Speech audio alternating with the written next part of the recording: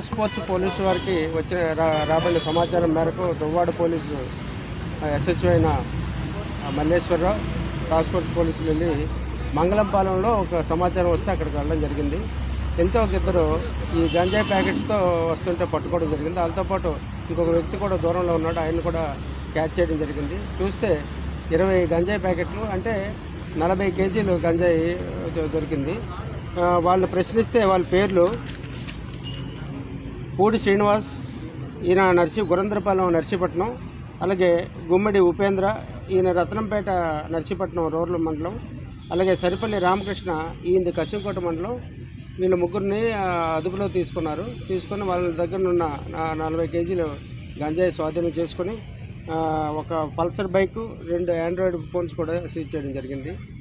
దీనిలో గవర్నమెంట్ ఏంటంటే state government గంజాయి రాష్ట్రంలో ఉండకూడదని ఒక నిర్ణయానికి రావడం జరిగింది. దాని మీద ప్రభుత్వ ఆదేశాల మేరకు సిపి సార్ ఇచ్చిన ఉత్తర్వుల ప్రకారం ఈరోజు మొన్న ఈవినింగ్ ఈ గంజాయిని అలాగే ఆ మనుషుల అదుపులో తీసుకున్నాం, వాళ్ళని సెంట్రల్ జైలుకి పంపడం జరిగింది.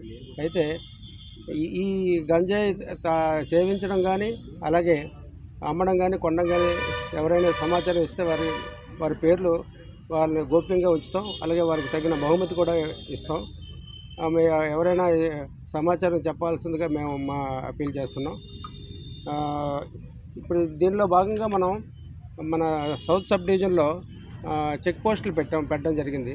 ర్యాండమ్గా డిఫరెంట్ ప్లేస్లో షిఫ్ట్ చేసి చెక్ చేస్తున్నాం. దానిలో భాగంగా ఈ సమాచారం దొరికింది. ఈ మధ్య ఈ 3-4 డేస్లోనే మనకి 3 సార్లు పట్టుబట్టడం జరిగింది. ఈ గంజాయి ఎక్కడ అమ్మకుండా అసలు మన ఏరియాకి రాకుండా పకడ్బందీ ప్రణాళిక వేయడం జరిగింది.